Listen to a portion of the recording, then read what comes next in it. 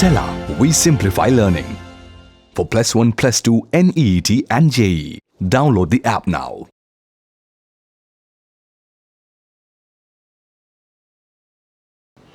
Hi all, എല്ലാ കൂട്ടുകാർക്കും ടെല്ല ക്ലാസ്സിൻ്റെ പുതിയൊരു വീഡിയോയിലേക്ക് സ്വാഗതം.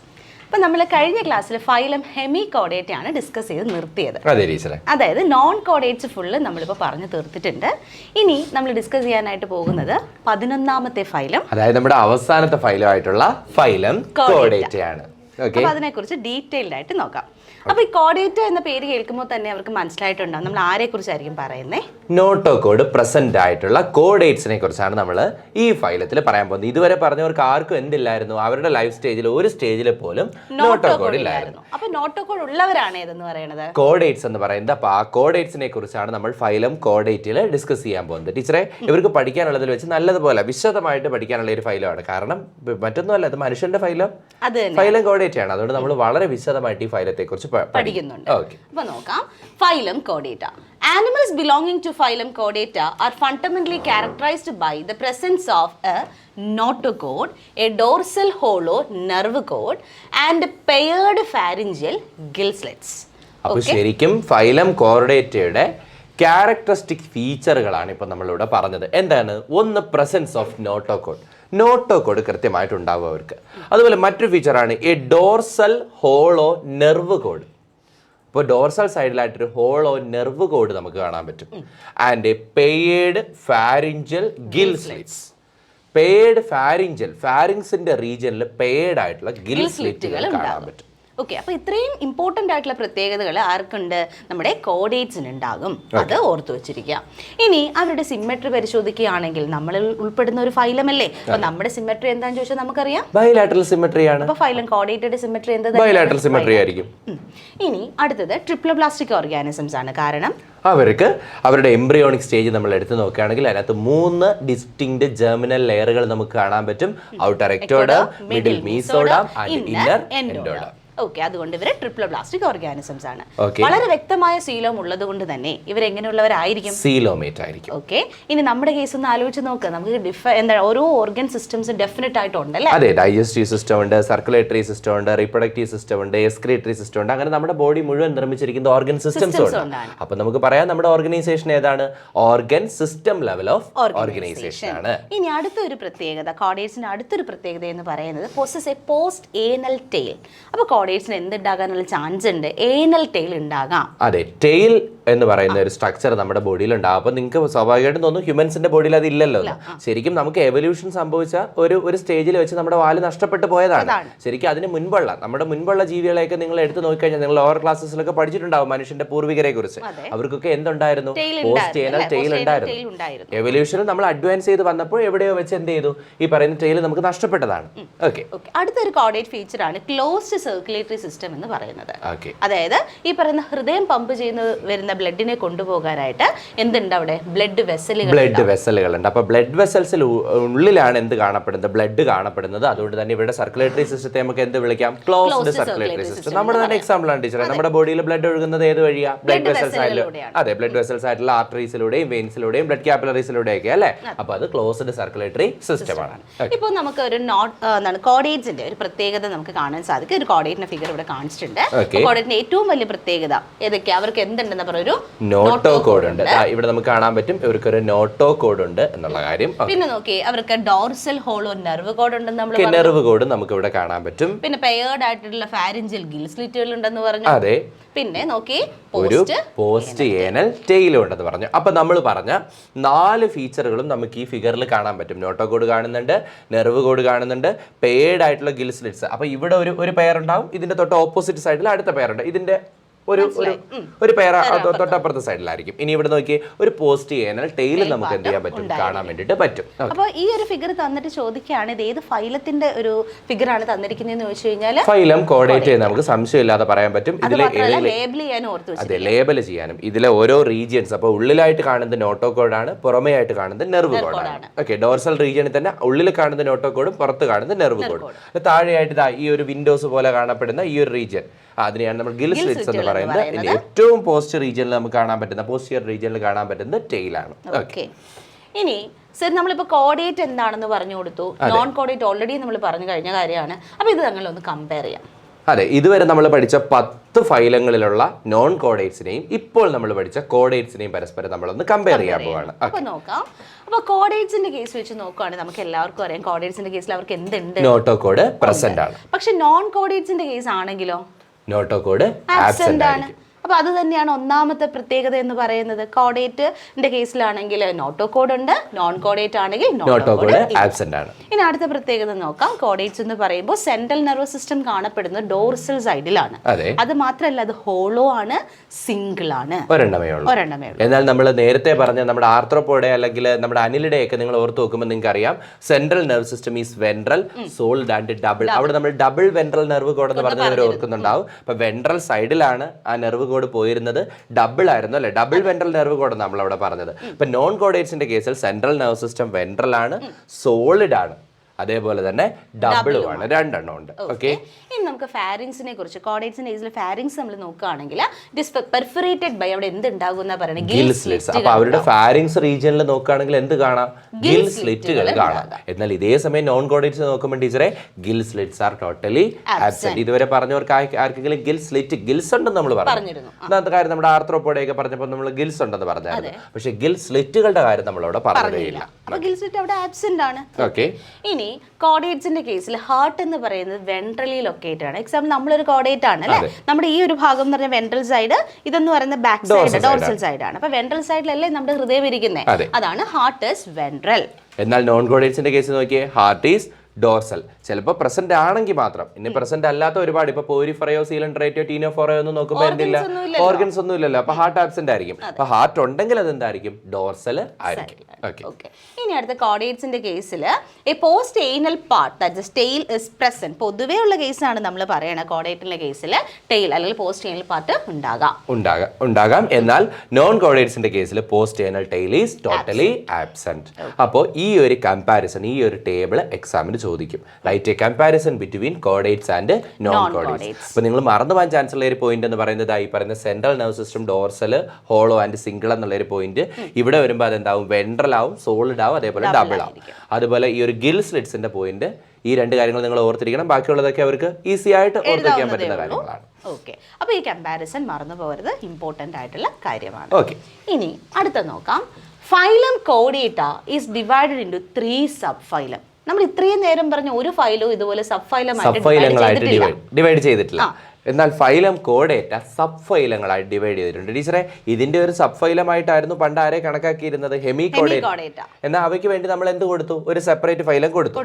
ഇപ്പൊ നമ്മുടെ ഫൈലം കോഡേറ്റയ്ക്ക് താഴെ 3 സബ് ഫൈലങ്ങളാണുള്ളത്. ഇപ്പൊ 3ന്റെ പേര് നമുക്ക് നോക്കാം ടീച്ചറെ. ഒന്നാമത്തേത് യൂറോ കോഡേറ്റ അല്ലെങ്കിൽ ട്യൂണിക്കേറ്റ, രണ്ടാമത്തേത് സെഫാലോ കോഡേറ്റ, മൂന്നാമത്തേത് വെർട്ടിബ്രേറ്റ. ഓക്കെ, യൂറോ കോഡേറ്റ അല്ലെങ്കിൽ Tunicata, cephalo കോഡേറ്റ and vertebrata.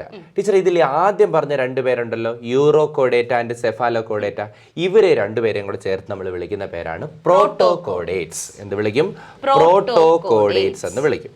Proto chordates. അപ്പൊ ഞാൻ പറഞ്ഞു പ്രോട്ടോ എന്ന് പറയുന്ന വേർഡിന്റെ മീനിങ് എന്താ, പ്രിമിറ്റീവ്. അപ്പൊ പണ്ടുണ്ടായിരുന്ന കോഡേറ്റുകളായിരുന്നു ആരൊക്കെ, യൂറോ കോഡേറ്റയും സെഫാലോ കോഡേറ്റയും. അപ്പൊ അതുകൊണ്ടാണ് അവരെ എന്ത് വിളിക്കുന്നത്, നേരത്തെ പ്രോട്ടോ നെഫ്രീഡിയ എന്നൊക്കെ പറഞ്ഞാൽ നിങ്ങൾ ഓർക്കുന്നുണ്ടാവും. അപ്പൊ പ്രോട്ടോ കോഡേറ്റ്സ് എന്ന് വിളിക്കുന്നത്. ഓക്കെ, അപ്പൊ അത് തന്നെയാണ് സർ ഇവിടെ പറയുന്നത്. Subphylum Urochordata and Cephalochordata are often referred to as protochordates. അപ്പൊ ഇവർ രണ്ടുപേരെയും കൂടെ ചേർത്ത് നമ്മൾ എന്ത് വിളിക്കാറുണ്ട്, പ്രോട്ടോ കോഡേറ്റ്സ് എന്ന് വിളിക്കാറുണ്ട്. ആൻഡ് അവരുടെ പ്രത്യേകത നോക്കുകയാണെങ്കിൽ ദേ ആർ എക്സ്ക്ലൂസീവ്ലി മെറൈൻ. അപ്പൊ അവരെവിടെ കാണുക, മെറൈൻ ഹാബിറ്റാറ്റിലാണ് അവർ. അതായത് യൂറോ കോഡേറ്റ്സും സെഫാലോ കോഡേറ്റ്സിനെയും നമുക്ക് എവിടെ മാത്രമേ കാണാൻ പറ്റൂ, മറൈൻ എൻവയോൺമെന്റിൽ മാത്രമേ കാണാൻ പറ്റുള്ളൂ. In Eurocodata, notochord is present only in larval tail. ആ പോയിന്റ് വളരെ വളരെ ഇമ്പോർട്ടൻ്റ് ആണ്. യൂറോകോഡേറ്റ് എടുത്താൽ അവരുടെ ബോഡിയിൽ എന്തുണ്ട്, അതുകൊണ്ടല്ലേ ഇവർ കോഡേറ്റയിൽ വന്നത്. നോട്ടോകോഡ് ഉണ്ട്, പക്ഷേ ഈ നോട്ടോകോഡ് എന്ന് പറയുന്നത് എവിടെ മാത്രമേ കാണൂ, ലാർവൽ സ്റ്റേജിൽ ആ ലാർവയുടെ ടെയിലായിട്ട് മാത്രമേ കാണുള്ളൂ. അപ്പൊ ആദ്യ ടീച്ചർ പറഞ്ഞു തന്നൊരു കാര്യം ഓർക്കണം, ഈ കോർഡേറ്റയുടെ ബോഡിയിൽ നോട്ടോകോഡ് എല്ലാ സമയവും കാണണമെന്നില്ല, ലൈഫിൽ ഏതെങ്കിലും ഒരു സ്റ്റേജിൽ ഉണ്ടായിരുന്നാൽ മാത്രം മതി. അപ്പൊ ഇവിടെ നോക്കിയേ, യൂറോകോഡേറ്റയിൽ നോട്ടോകോഡ് കാണുന്നത് ഏത് സ്റ്റേജിലാ, ലാർവൽ സ്റ്റേജിലാണ്. അത് ലാർവയുടെ തന്നെ ഏത് റീജിയനിലാ, ടെയിൽ റീജിയനിലാണ്. ആണ്. ഓക്കെ, അങ്ങനെയാണെങ്കിൽ അടുത്തൊരാളുണ്ടല്ലേ Cephalochordata. While in Cephalochordata it extends from head to tail region and it is persistent throughout their life. അതെ, സെഫാലോകോഡേറ്റ നമ്മൾ നോക്കുമ്പോൾ അവരുടെ ബോഡിയിൽ ഹെഡ് മുതൽ ടെയിൽ വരെയും എന്തുണ്ട്? നോട്ടോകോഡ് ഉണ്ട്. പക്ഷേ അത് മറ്റേതിനെ പോലെ, അതായത് നമ്മുടെ യൂറോകോഡേറ്റെ പോലെ ലാർവൽ സ്റ്റേജ് മാത്രമല്ല, ത്രൂ ഔട്ട് ദ ലൈഫ് മുഴുവൻ, ജീവിതം മുഴുവൻ അവർക്ക് എന്തുണ്ട്? നോട്ടോകോഡ് അവരുടെ ബോഡിയിൽ പെർസിസ്റ്റന്റ് ആയിരിക്കും.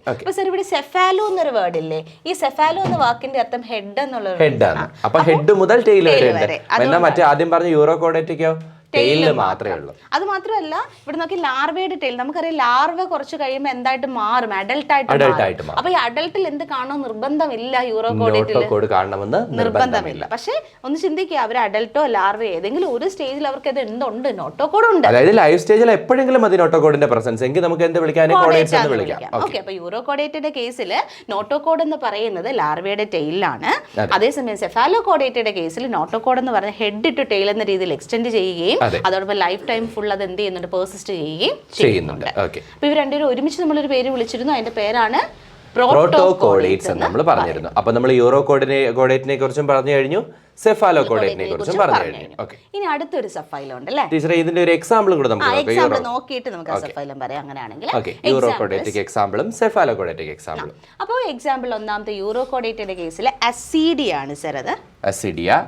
അടുത്ത സാൽപ്പ, പിന്നെ ഒരെണ്ണം ഡോലിയോള്. ഓക്കെ, നിരവധി ക്വസ്റ്റ്യൻ പേപ്പറിൽ ഈ ഒരു ഇലിസ്ട്രേഷൻ തന്നിട്ട് ഈ ഓർഗാനിസം ഏതാണെന്ന് ഐഡന്റിഫൈ ചെയ്യാനും അതുപോലെ തന്നെ ഇതിന്റെ ഫൈലം, സബ് ഫൈലം ഏതാണ്, ഫൈലം ഏതാണ്, ഇത്തരത്തിലുള്ള ക്വസ്റ്റ്യൻസ് ചോദിച്ച് കണ്ടിട്ടുണ്ട്. അപ്പൊ ഈ ഒരു സ്ട്രക്ചർ കാണുമ്പോൾ മനസ്സിലാക്കുക, ഇത് ആരുടെ ചിത്രമാണ്? അസിഡിയ എന്ന് പറയുന്ന ഒരു അനിമലിന്റെ ചിത്രമാണ്. അത് എവിടെയാണ് വരുന്നത്? യൂറോകോഡേറ്റ് എന്ന് പറയുന്ന സബ് ഫൈലത്തിലാണ് വരുന്നത്. ഏത് ഫൈലത്തില്? ഫൈലം കോഡേറ്റയിൽ. ഇനി അടുത്ത് നോക്കിയ സെഫാലോകോഡേറ്റിക് എക്സാമ്പിൾ ആണ് ബ്രാങ്കിയോസ്റ്റോമ അല്ലെങ്കിൽ ആംഫിയോക്സിസ് ഓർ ലാൻസ്ലെറ്റ് എന്ന് പറയുന്നത്.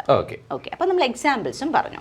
ഇപ്പൊ രണ്ട് സബ് ഫൈലം കഴിഞ്ഞു. ഏതൊക്കെയാ? യൂറോകോഡേറ്റയും കഴിഞ്ഞു, സെഫാലോകോഡേറ്റയും കഴിഞ്ഞു. മൂന്നാമതൊരാളുണ്ട്, വെർട്ടിബ്രേറ്റ. അപ്പൊ അയാൾക്ക് എന്തെങ്കിലും ഒരു പ്രത്യേകത ഉണ്ടോ സർ? വെർട്ടിബ്രേറ്റ എന്ന് പറയും. വെർട്ടിബ്രേറ്റ ഏറ്റവും വലിയ പ്രത്യേകത എന്താണെന്ന് പറഞ്ഞ ടീച്ചറെ, ഇവരുടെ ബോഡിയിൽ ഈ നോട്ടോകോഡ് ഉണ്ടല്ലോ, അഡൾട്ടായി മാറുന്ന സമയത്ത് ഈ നോട്ടോകോഡ് മാറി വെർട്ടിബ്രൽ കോളമായിട്ട് മാറും. അതായത് നമ്മുടെ കേസ് പോലെ അല്ലേ? അതെ, നമ്മുടെ നട്ടലുണ്ടല്ലോ, ഈ നട്ടല് ശരിക്കും എവിടെ നിന്നാണ് ഉണ്ടായി വന്നിട്ടുള്ളത്? നോട്ടോകോഡിന് ചേഞ്ച് ഉണ്ടായിട്ടാണ് എന്തായിട്ട് മാറിയിട്ടുള്ളത്?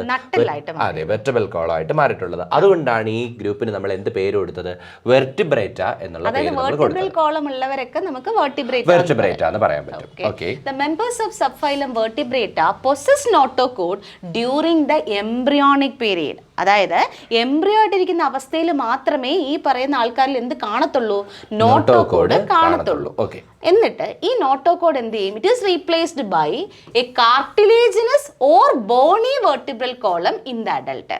അഡൽട്ടിൽ എത്തുമ്പോൾ ബോണി ആയിട്ടുള്ളതോ കാർട്ടിലേജിനസ് ആയിട്ടുള്ളതോ ആയ ഒരു വെർട്ടിബ്രൽ കോളം കൊണ്ട് ഇതിനെ എന്ത് ചെയ്യും? റീപ്ലേസ് ചെയ്യും. അപ്പൊ അങ്ങനെയുള്ളവർ വരുന്ന ആ ഒരു സബ്ഫൈലമാണ് ഏതെന്ന് പറയാ? സബ്ഫൈലം വെർട്ടിബ്രേറ്റ എന്ന് പറയുന്നത്. Okay, this all vertebrates are chordates but all chordates are not vertebrates.